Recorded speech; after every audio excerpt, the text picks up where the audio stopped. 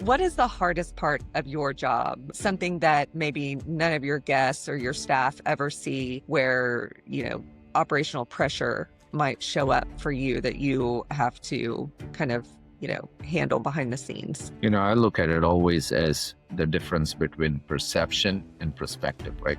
Mhm. Every member may have their own perception of how things need to be run, but our perspective, we put our members first into perspective. So it's kind of a double-edged sword where your biggest asset here is people, but your biggest challenge is making everybody happy, which at times is difficult because there Yeah. is a lot of agendas that kind of may be in the best interest of the member, but not in the best interest of the club.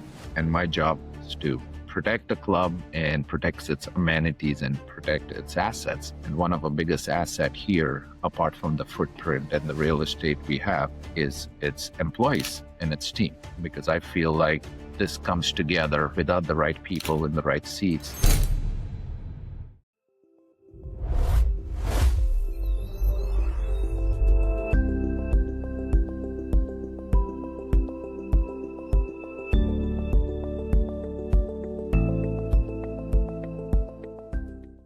Hi, everybody. Welcome to the Shift Change podcast. I'm your host, Kelly Moore, and today I'm joined by Shain Rodrigues. He is the COO at Sea Oaks Beach and Tennis Club. Shain, thank you so much for being here. Oh, thank you for having me, Kelly. Hello. Of course. My name is Shain Rodrigues. I'm the General Manager's Chief Operating Officer here at Sea Oaks Beach and Tennis Club. So Sea Oaks is considered as a common interest realty association. We fall under the umbrella of 720 Florida statutes.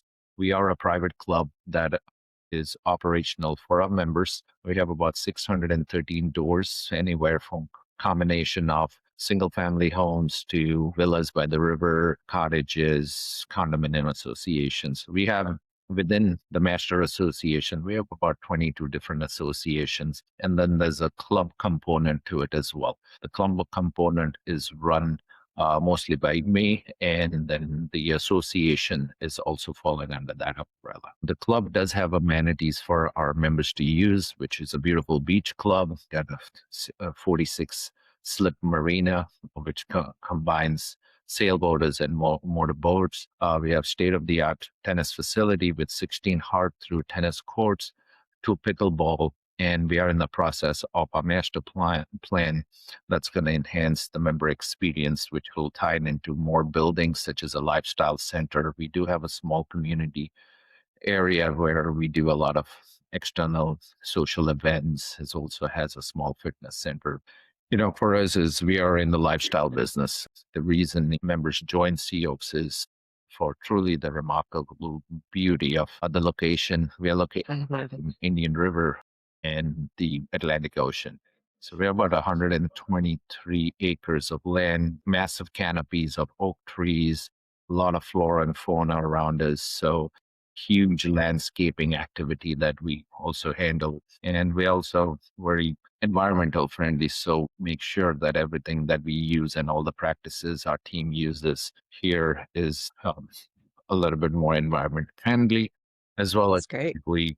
we make sure that we work with a lot of philanthropic groups within the within the community that give. So That's great. All right. So give us a little bit of a sense of your role within all of that. It sounds like there's a lot that this operation requires. What is it within the Sea Oaks operation that falls under your scope, and what does your day-to-day look like? So I manage about 120 employees, and we Okay. cover everything from operations of the amenities, which is food and beverage, tennis, fitness, as well as property management. I do have 3 community association managers that handle all the 22 associations, and then we have an on-site construction team and a general contractor team that does all the additional needs that the community needs. 120 acres of footprint. There's always challenges. There's always new things developing. We also have a multitude of lakes within the community that we manage, and a small marina that sees constant work. That we have sailboaters and motorboat members that utilize that facility, and it's tied into the Indian River Lagoon. So we have to be very keep in mind of the environmental impact that we have. Yeah. Oyster beds by our marinas, we see a lot of manatees. That so all that's being said, my day starts with with meeting members because we feel like we are in the member relationship business and we're in Mhm. business. And members choose to move here in Sea Oaks, not just because of the building and the amenities, but it's truly a community feeling where everybody zigs and zags for each other. They truly Mhm. day in and, starting with a cup of coffee in the community center with tennis activities. And we do yoga on the beach. We have all sorts of water aerobics, a lot of activity. We do have within the community, there are smaller that our members kind of host other activities, whether it's jungle trail walks to kayaking club. So that being said, so my team, we have different components that match, work together with the membership. And, our goal is to enhance the member experience at every moment of truth. So those touch points are very critical and important for us. And so we are a nonprofit. We run a zero-based budget here. All the expenses are balanced by the membership dues and the dues pay for. So basically in the dues business. That's great.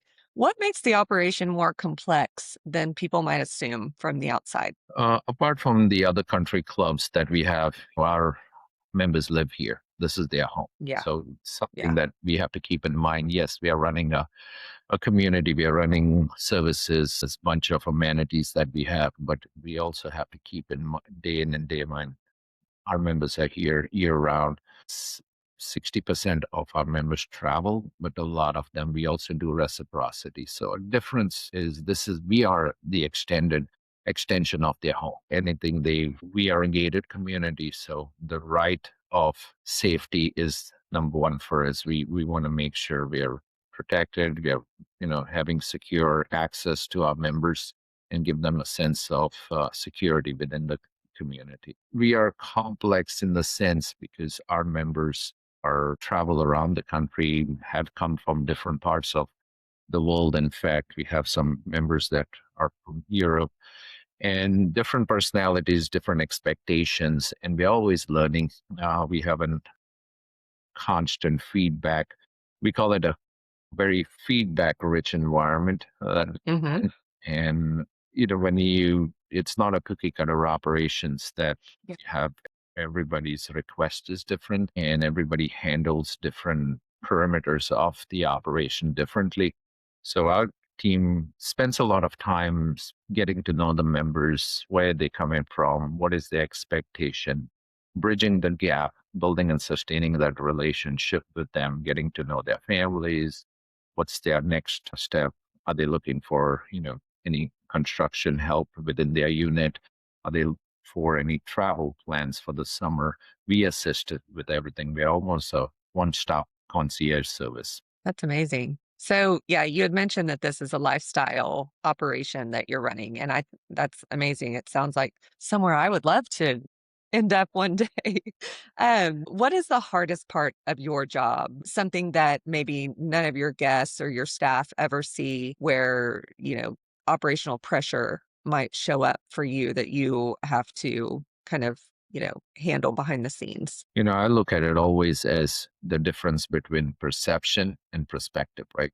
Um, Hmm. every member may have their own perception of how things need to be run, but our perspective, we put our members first into perspective. So it's kind of a double-edged sword where your biggest asset here is people, but your biggest challenge is making everybody happy, which at times is difficult because there Yeah. are a lot of agendas that kind of may be in the best interest of the member, but not in the best interest of the club.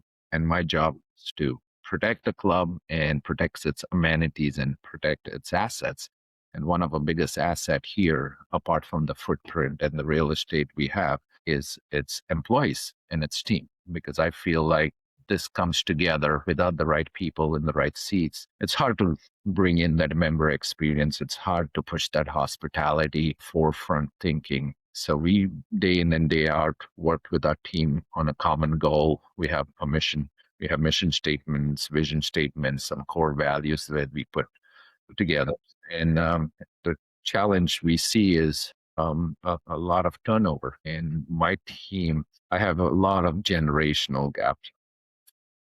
Sure. Someone who's 16 years all the way to 65 years. And Mhm. they all work together, but they have different expectation as well from our management and leadership style and working. So we're learning, we're adapting to that. We keep a very open forum, we keep a very open door uh, policy. Members and guests can come. In fact, I have a multitude of events today that people just want to stop by and say hello. We're here as as I said, an extension of their family. Half of the issues are resolved by just speaking to the members, and people like to be heard. So that's where we're very practical in the sense of yeah, we put members first, but also making sure that we have a fiduciary responsibility to the entire membership on to say what Yeah. we done and not. Yeah, I'd love to hear more about that. Let's dig into that. So, balancing that premium level of service, like highly personalized member experience, and also maintaining an efficient business, if we're talking about a nonprofit, sustainable, zero budget business, how do you do that? So when we do budgeting, it's always with the mindset of operating expenses and aspirational capital for future and upcoming projects because we have to keep the momentum going. We have to keep it refreshed. We are in the dues business, so all the dues that we collect from members spreads out within. Our biggest expense here is labor. Which is prices about 60% of the $12 million operation that we have here. As you know, labor is challenging, and to keep good people, retention is key for us. And we do a survey constantly. We work with our auditors, making sure that we are aligned with competitive wages within the market to keep staff here, but also making sure that we are budgeting accordingly to service levels and not overspending on labor. So that being said, it is a balancing act. We do a break even budget. Even our food and beverage operations does not is not for profit. It's been subsidized, including tennis, property management, and administrative stuff. So everything gets a subsidy. The goal is always to keep the subsidy low, so we see a surplus at the end.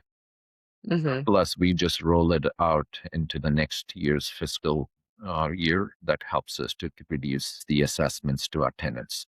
Yeah. That being said, in investments, there's constant. We have an excellent reserve model that funds almost 70% of depreciation and ammo a year. So we are always 5, 10 years ahead of the curve. We know which ovens are going to break, which tennis rackets, fences need to be changed, or the marine Hmm. needs to be done.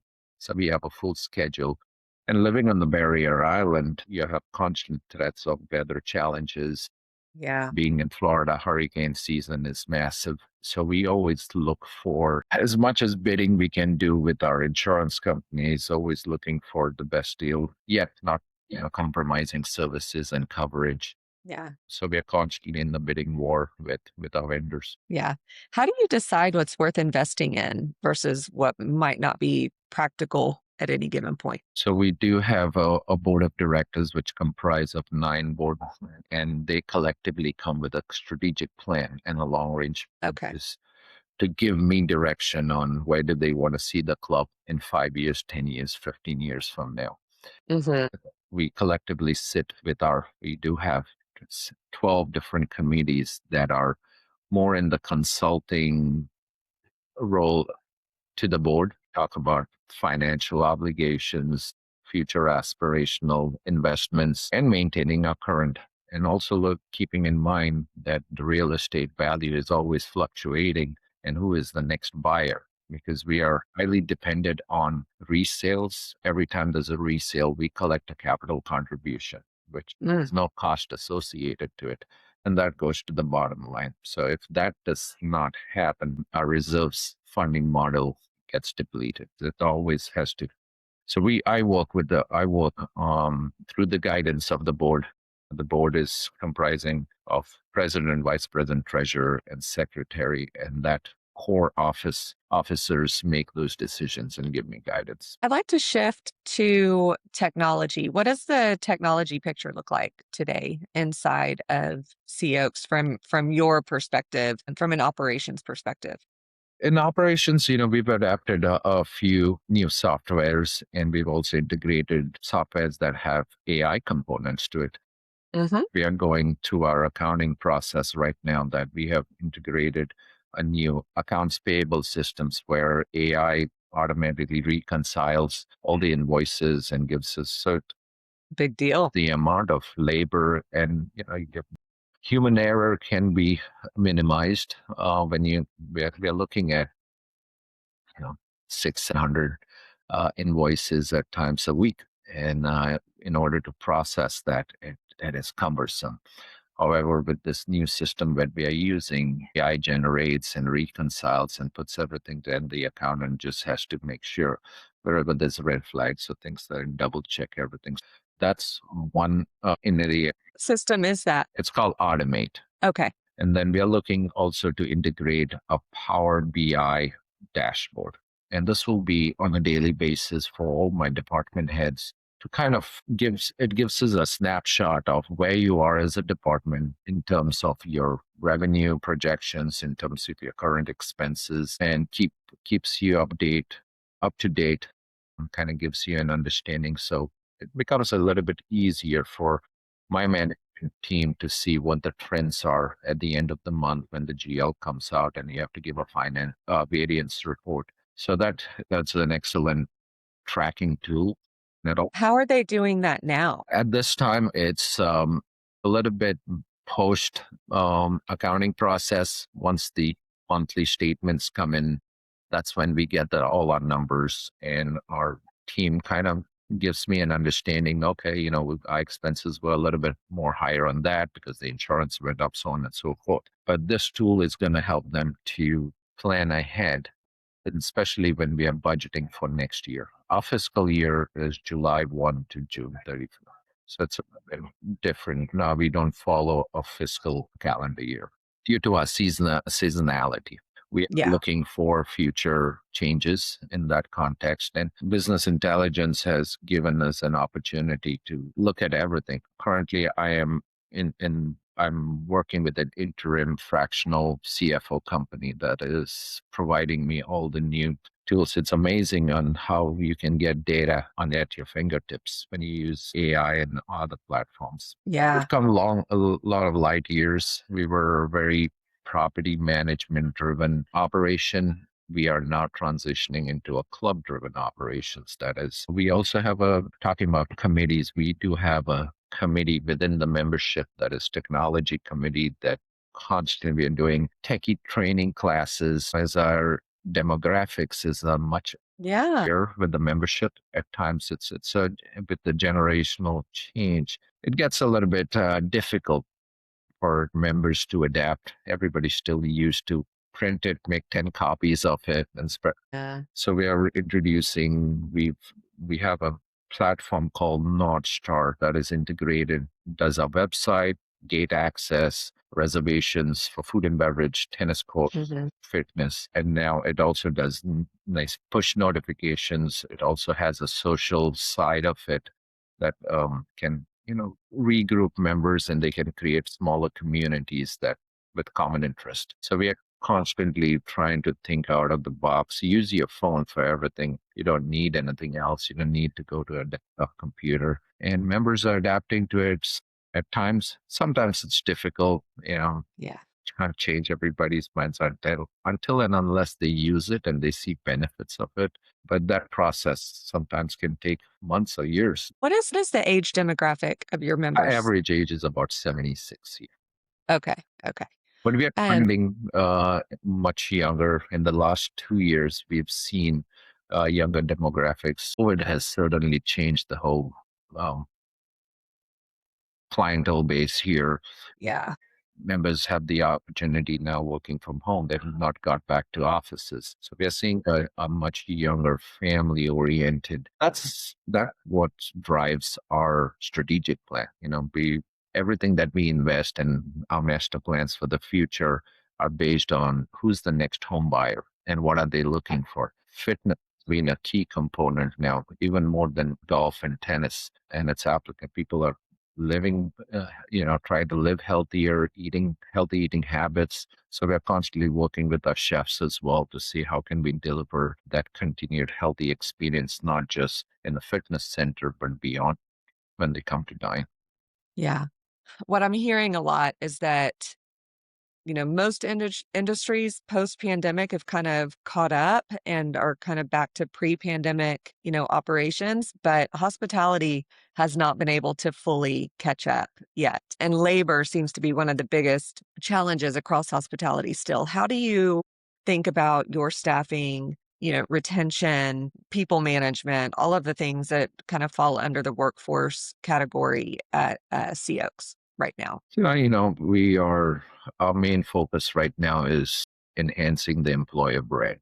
It goes beyond the paycheck. People are looking for, yeah, the hourly wage, the salary component is one thing. Mhm. What's it like? What's the staff experience look like? What's the onboarding policy look like? Are they being invested in terms of education? So we're looking at how do we make that experience better on a daily basis and get them engaged. In today's world, it's very hard to find really professionally dedicated industry staff. We are Mhm. in Vero Beach is not the greatest labor market because we have about 6, 7 competitors as clubs on the barrier island as us. So at times the staff is just limited and it's the same Yeah. people that are moving around. So we are thinking beyond the working experience, are we treating them well? Are we engaged into their families? Are we creating a happy, healthy working environment where they feel empowered, that they can be engaged? So we are collaborating with our membership to start an ambassador program that kind of does a little bit of mentorship. And we do have a member driven scholarship program that it could be applicable not just for the employee, but the employee's family as well if they decide to go and get some education into a different role. It may not even pertain to what they're doing at the job. Uh, I'll give you an example. A bartender can go and get classes for if he wants to go to welding school. And our scholarship foundation helps with that. So, and it's word of mouth as well. We do a huge referral program and it's critical for us. But even with all those efforts, labor has been challenging. So this is the first year that we will be looking into or engaging ourselves and filing a petition for international foreign labor, especially in our food and beverage operation. It is because we're a very seasonal club. It's hard to keep on employees and budget because at time in the summertime it's really quiet for us here. We do see a reciprocity with other clubs. We see some business, but we have decided this year we're going to move into the international labor force and Mhm. through petitions and working through USCIS we do. So hopefully, fingers crossed with that, that should be a little bit more sustainable for us during heavier months. How do you manage you had mentioned earlier the mix of generations within your workforce. How do you manage that when it comes to how you approach, culture and work-life balance? I imagine those different generations have different expectations. How do you manage that? I think it's all based on delivery, how you deliver the same message to someone, Yeah. a different generation, to a Gen X or Gen Z. At times, our management team spends a lot of time in doing one-on-ones with our team members. To deliver the same message with one employee, you may have to sit for 20 and 30 minutes and it down. While as someone who's very app driven and is from the younger generational just needs to know the bottom line. So I think we always say put yourself in their shoes and ask the questions, answer the questions that they are going to ask, and prepare yourself when you have to address anything to the staff members. But we do a lot of employee engagement programs. We do cross training from even doesn't have to be position based. but also we have a tenured member from our team paired with someone who just started last week. So we spend a little bit more time. We do smaller pop-up events. Our HR um, director does an amazing job on doing one-on-one pop-up events, whether it's a luncheon, whether it's we do something else, bagels and coffee in the morning, where we talk to our team members and try to think out of the box and just not pertaining to what their job is, but there's so many other elements that are around the workforce now that we have to think outside the box. And this goes again back to the employer branding that we are working on. We're very word of mouth. Yes, we do put on ads and we do, but in Indian River County where we are located, it's a lot of reputation, and that's important for us to kind of keep working towards it. Yeah.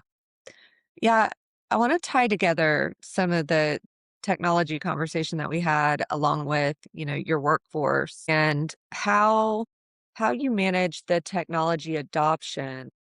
Not just technology adoption, but just mainly change management in kind of a long established club environment. How do you lead the change with both with the staff from a, broad range of, technology users and who's comfortable with technology, who's not comfortable with it? How do you manage change from a technology perspective across that spectrum? It's definitely challenging because change is hard for everybody, and change of processes and change of systems and change of people Hmm. at times is also hard. But I think we break it down and try to explain the why behind it, everything, and explain why we like to go this route and why are we engaging. And this is only to benefit them. The goal is to always work efficiently and work smarter, not just harder. And once we give them enough time, some of the team members catch on to technology and faster than others Hmm. go through the same. Well, we have rigorous training sessions that we do. We also implemented a new payroll software, which is almost working like a social app, almost like we have our own in-house Facebook account that kind of members of our team can interact with each other on any questions they have, give each other compliments, or if they have any question related. So the kind of a open, casual forum. So you're breaking the iceberg between Yeah, her and a manager, and for example, a dishwasher who's never going to ask those questions, but it's sure. comfortable to throw it in the forum where anybody can answer. So technology, it's difficult, but so far everything we have implemented, some of our members on our team have taken extra time. Some of them have adapted quickly, and we try to keep those people who are almost gurus as mentors to the other Yeah, you know people who are having difficulties, and we give them enough time. Again, we don't expect them to grasp everything overnight. sure.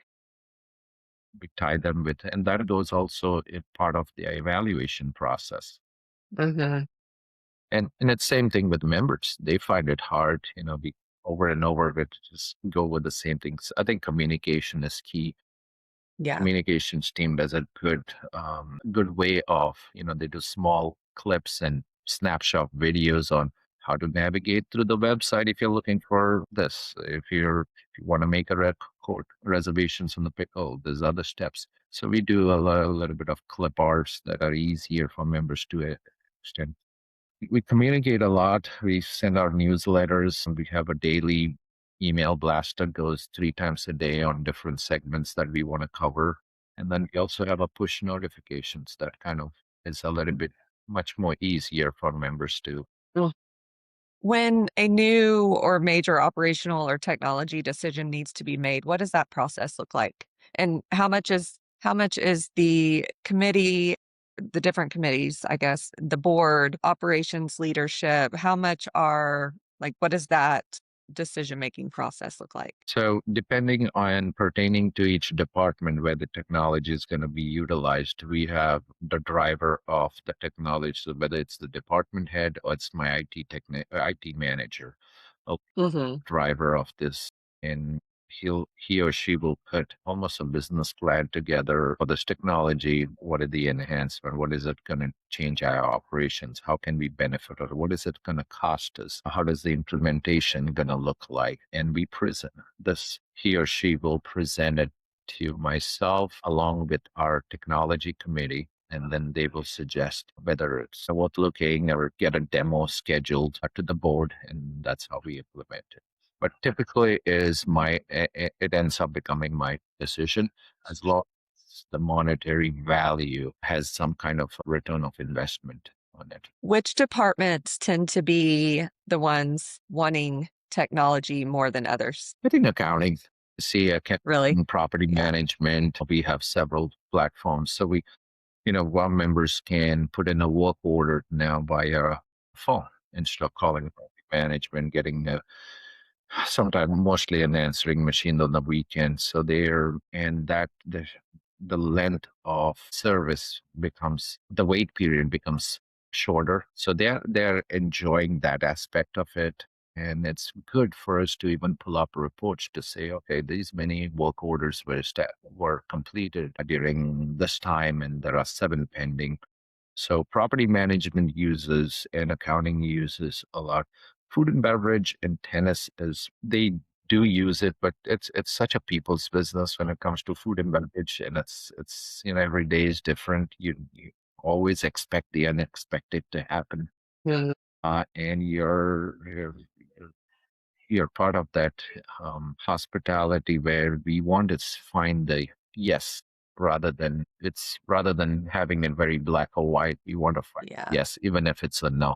And same goes to tennis. Tennis is we're very weather bound with tennis. It's raining, then it's.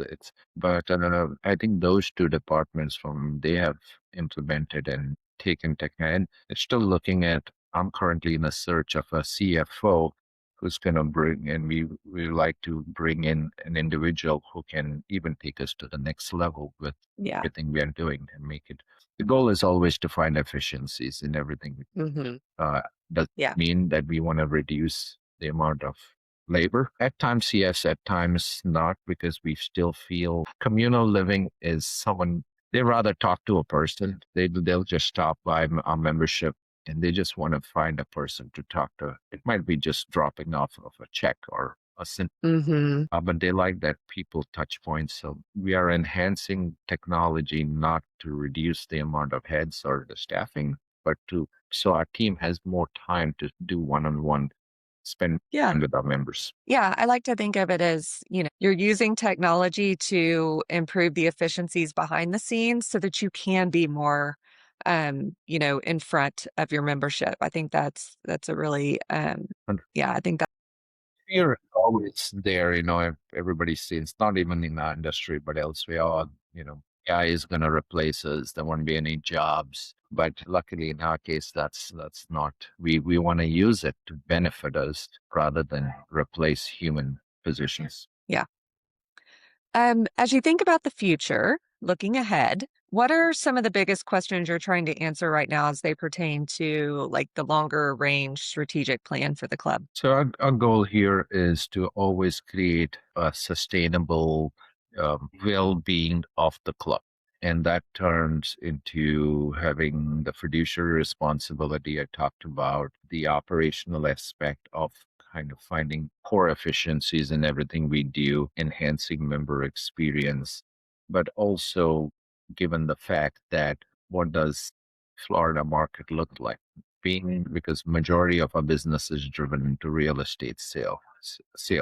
So we are in the process of planning and working with some real estate agents that can partner with us and help us a little bit more on our marketing strategy and put COPs on the map. This is our first year we hosted a high caliber tennis event that really gave us a little bit of showcase within the community. Great. So that brought in a lot of. There were 1 million views on the tennis channel. So we're looking into that perspective. I think our biggest challenge is also the change of membership. Turnover is healthy for clubs as it brings in new aspirational capital via initiation fees. but we also want to make sure that we respect the history and the culture. We want to adapt to changes, but not change it drastically where it loses its charm, what CEO is Yeah. always known for. So we keep those things in mind. So it's a balancing act, but it all depends on the leadership as well. What do you think will matter the most in keeping the club at a, you know, keeping the club strong for the next generation of members? I think it's your activities. People like to be within the gates. The more opportunities that we have and think out of the box, we talked about having in the future a marketplace that we can establish that you may want the simplest thing that you don't have to leave the barrier island and go to a store. If I can the same thing within the gates for you here. We talked about having on-site physical therapy as majority of our members are a little bit older demographics.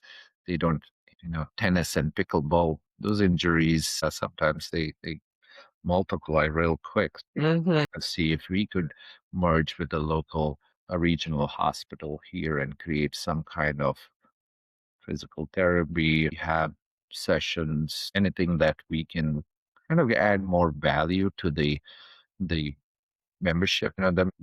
As I said, we are in a dues business, but what is members getting out of this dues? Once you build it, they will come. Yeah. So ease of convenience. And that's all it is about. It's all ease of convenience. It may be communal living, but it's also very, one-stop shop that here we take care of everything for you. And COVID has certainly opened that mindset for a lot of clubs where clubs, I know some clubs in Florida that they even delivered gas in your car and they went Wow. community apart from the delivery of goods and services. So, uh, I would pay for that. yeah, we're always thinking about make it easier, make it simpler, try to Yeah. keep the membership here because our goal is for them to utilize every facility. And that also helps us in our revenue generation. We are not open to public, so all the revenue has to come from us. Hmm. And that is Yeah. Okay. Before we wrap up, two questions I like to, well, two sections that I like to kind of wrap up with. Number one, if you could snap your fingers and fix one operational bottleneck tomorrow, what would it be? so many. I need 15 figures, but I think biggest a quick challenge that we see here trying to figure out the so many variances. Hmm. I think more a culture change that would lead into operations, lead into across the board. I think that culture adaptation has to happen. I joined the club about a year ago. The board of governors hired me to change the culture of the club and to move forward in a different direction. Hence, not completely going in the opposite direction, enhanced member experience, services, so on and so forth. And it's, as I said, change is hard for everybody, including our membership. And I had to change one thing in operations, really. Nothing that, comes to mind that I have to. Hey, that's a good sign. There's nothing that's nagging at you every No, day. no, no, not That's a at all. good thing. Not at all. There's few fires that we put out on a daily basis here and there, but nothing massive because, every day I come to work, it's a new, completely different day. It cannot be mimicked or duplicated than yesterday because there was for us, operational. Yeah, if we can implement more technology in everything we do, data processing, reporting definitely helps for us. Hmm. Culture is the most important thing for us. This is year two for me. And I know this is a 2 to 3 year project where I like to get everything up to par and keep moving forward. Great. Okay. Last part is our lightning round. So I'm going to ask you a few questions. Just answer first thing that comes to mind. What do you rely on more, processes or people? People, When you have to make a decision quickly, are you relying on instinct or data? a little bit of both. Okay. What makes a stronger operation, standardization or personalization? Personalization, If you had to pick one side of the business for just one day, are you choosing front of house or back of house? back of the house, As a leader, what do you focus on more, preventing problems or solving them fast? solving them fast, For a private club operation, tradition or change? change, Okay. And if you had one free day at Sea Oaks, are you heading to the tennis courts or to the beach? To the beach, Nice, same. That's where I'd be too. depending on Well, where Shane, I this go. yeah, that is true. That is true. Well, Shane, thank you so much for joining me today. This This was has been lovely. a great conversation. I appreciate your openness and your thoughtfulness. So, Absolutely. And I appreciate the opportunity to share.